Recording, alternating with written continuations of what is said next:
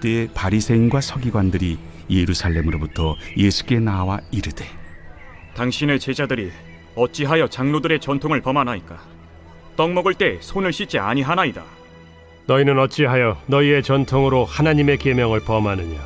하나님이 이르셨으되 내 부모를 공경하라 하시고 또 아버지나 어머니를 비방하는 자는 반드시 죽임을 당하리라 하셨거늘 너희는 이르되 누구든지 아버지에게나 어머니에게 말하기를 내가 드려 유익하게 할 것이 하나님께 드림이 되었다고 하기만 하면 그 부모를 공경할 것이 없다 하여 너희의 전통으로 하나님의 말씀을 폐하는도다.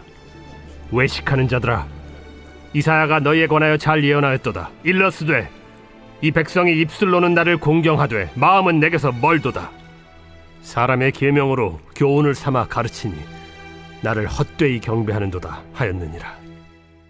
오늘은 신앙생활의 0점 조절이라는 제목으로 하나님 말씀 증거하겠습니다.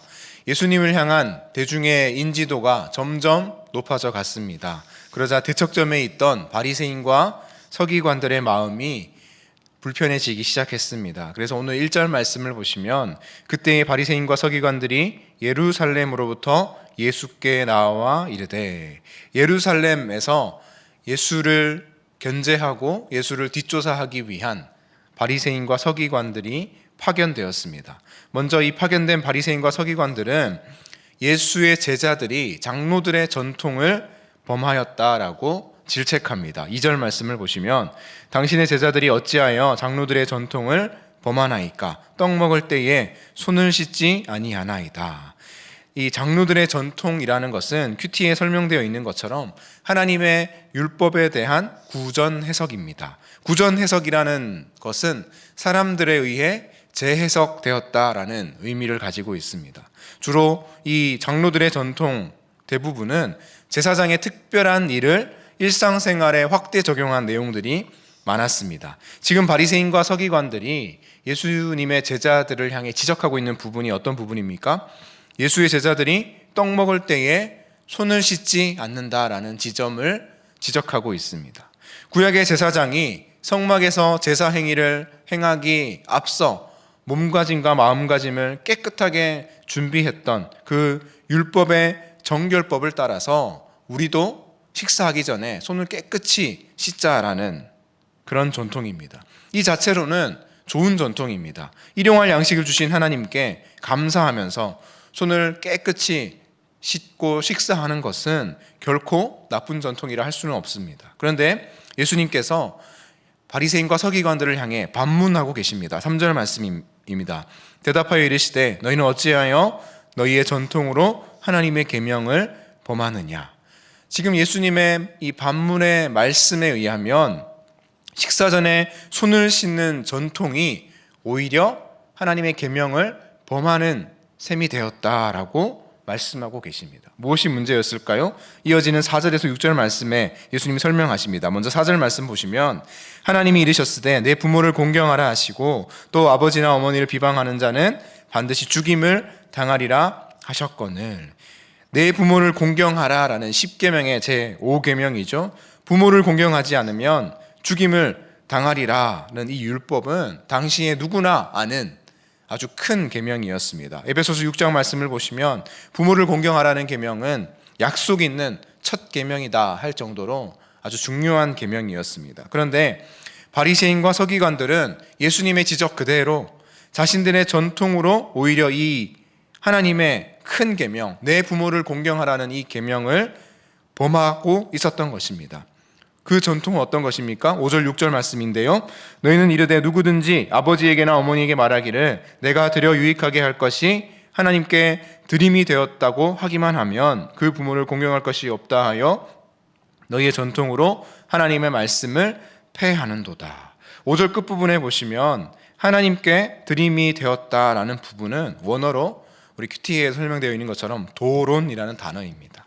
같은 사건을 기록하고 있는 마가복음 7장 11절에는 이 도론이라는 단어를 똑같이 고르반이라는 단어로 기록하고 있습니다. 도론과 고르반은 같은 의미인데요. 유대인의 전통에 의하면 자기 재산 중에 일부를 하나님을 위해 쓰겠다, 하나님을 위해 사용하고 이 부분은 하나님을 향해 내가 바치겠다. 그리고 고르반이라고 선언하고 고르반 딱지를 딱 붙여 놓으면 그 제사는 하나님이 아닌 다른 사람, 심지어 부모를 위해서도 사용해서는 안 되는 전통이 있었습니다. 이것 자체로는 좋은 전통이죠. 하나님께 우리의 것을, 나의 가진 것을 구별해서 따로 떼어놓겠다, 따로 드리겠다, 사용하겠다라는 것이 어떻게 나쁜 전통이 될 수가 있겠습니까? 그런데 문제는 무엇입니까? 바리새인과 서기관들이 이 고르반 전통을 악용했다라는 것입니다. 다른 사람의 어려움을 위해 또 부모를 공경하는데 자신의 물질을 사용하지 않으려는 욕심이 앞선 나머지 이 고르반 전통을 악용한 것입니다. 그야말로 예수님의 지적대로 사람의 전통으로 하나님의 계명을 범하는 셈이 된 것입니다. 이 고르반 전통은 당시에 이 장로들의 전통이 사람으로 하여금 하나님과의 관계를 얼마나 망치게 했는지를 보여주는 대표적인 예였습니다. 부모를 공경하라는 계명을 명백하게 어기면서도 아마 고르반이라고 선언하는 자신들의 마음속에는 의가 가득했을 것입니다. 나는 경건하고 신실하게 이 전통을 잘 지키고 있다라고 스스로를 여겼을 것입니다. 여러분, 이것은 신앙생활이 아닙니다. 이것은 종교생활입니다. 종교생활은 자꾸만 원리와 원칙을 만들어내는 경향이 있습니다. 물론 처음에는 좋은 의도로 시작합니다. 식사 전에 손을 씻는 것도, 또 고르반 전통도 그것 자체로는 좋은 전통이었습니다. 하지만 시간이 지나면서 처음에 가졌던 의미는 사라지고 점차 원리와 원칙만 남게 된 것입니다. 변질된 것입니다. 그렇다면 변질되지 않으려면 원리와 원칙만 남은 종교생활이 아니라 참된 신앙생활을 하려면 어떻게 해야 될까요? 오늘 예수님께서는 바리새인과 서기관들도 회복되고 또 돌이키기를 원하셨던 것 같습니다. 7절, 8절 말씀해 보시면 이사야 말씀을 인용하고 있죠. 7절부터 8절, 9절까지 말씀인데요. 우리 한 목소리를 읽어보겠습니다. 7절입니다. 외식하는 자들아, 이사야가 너희에 관하여 잘 예언하였도다. 일렀으되 이 백성이 입술로는 나를 공경하되 마음은 내게서 멀도다. 사람의 계명으로 교훈을 삼아 가르치니 나를 헛되이 경배하는도다 하였느니라 하시고. 여러분, 종교생활이 아니라 신앙생활을 하기 위해 중요한 것은 바로 마음입니다. 신앙생활의 모든 원리와 원칙은 오직 마음의 그 0점을 맞추어야 하는 것입니다. 예를 들어서 말씀을 읽거나 큐티하는 것이 종교생활이 아니라 신앙생활이 되려면 어떻게 해야 될까요? 말씀 하루에 몇 장 읽느냐, 올 한 해는 성경을 몇 독 하겠다, 또 매일매일 하루도 빠짐없이 큐티를 하느냐 마느냐가 중요한 것이 아닙니다. 이것은 종교생활에 얽매여 있는 것입니다. 신앙생활은 어떤 것입니까? 말씀 읽고자 하는 내 마음의 중심이 정말로 말씀을 향한 사모함으로 채워져 있는가? 말씀을 읽고 또 큐티하고자 하는 나의 마음이 오늘 하루 나를 향하신 하나님의 그 깨끗한 또 순결한 말씀에 향하고 있는가? 끊임없이 0점 조절하는 것이 바로 신앙생활인 것입니다. 기도생활도 마찬가지입니다. 하루에 1시간을 하겠다, 금요 은혜 집회와 새벽 예배에 꼭 나오겠다라는 것에 집중하다 보면 우리 신앙생활이 종교생활로 흘러갈 수밖에 없습니다. 하지만 기도를 통해 하나님의 뜻을 내가 구하겠다라는 그 마음, 기도를 통해 하나님의 은혜를 오직 사모하겠다라는 그 마음이 우리 마음 가운데 먼저 충만하여질 때에 시간을 정하는 것도, 또 내가 예배에 참석하겠다라고 마음을 먹는 것도 의미가 있고, 그때 비로소 우리 신앙생활이 참된 신앙생활이 될 수 있는 것입니다. 주 안에 사랑하는 성도 여러분, 기독교는 종교가 아니라 진리입니다.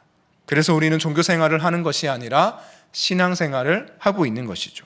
종교생활은 결국 우리를 지치게 만들고 결국에는 바리새인과 서기관들처럼 변질되게 만들 것입니다. 하지만 신앙생활은 날마다 우리 가운데 영적인 능력을 샘솟게 할 것이며 우리 가운데 참된 기쁨과 만족함을 채워줄 것입니다. 중요한 것은 우리의 마음입니다. 우리 마음의 0점을 맞추고 하나님을 향해 우리의 마음가짐을 날마다 점검할 때에 우리는 종교생활이 아니라 신앙생활을 하게 될 줄로 믿습니다. 잠언 4장 23절 말씀에 모든 지킬 만한 것 중에 더욱 내 마음을 지키라. 생명의 근원이 이에서 남이니라라고 말씀하셨습니다. 주 안에 사랑하는 성도 여러분, 오늘 하루 우리의 마음의 영점을 오직 하나님께 맞추고 종교 생활이 아닌 신앙 생활을 감당하시는 저와 여러분의 삶이 될 수 있기를 간절히 소망합니다. 이 시간 말씀을 기억하며 함께 기도하겠습니다. 종교 생활의 모든 껍데기와 모양을 버리게 하시고 날마다 영적인 능력이 샘솟고 참된 기쁨과 만족이 넘쳐나는 신앙생활을 하게 하여 주옵소서. 더욱 지켜내야 하는 것은 마음이라고 말씀하셨으니 오늘 하루 신앙생활의 영점을 마음에 맞추며 주님께 우리의 삶을 구별하며 드리는 복된 한 날이 되게 하여 주옵소서. 함께 주님의 이름 부르고 기도하겠습니다.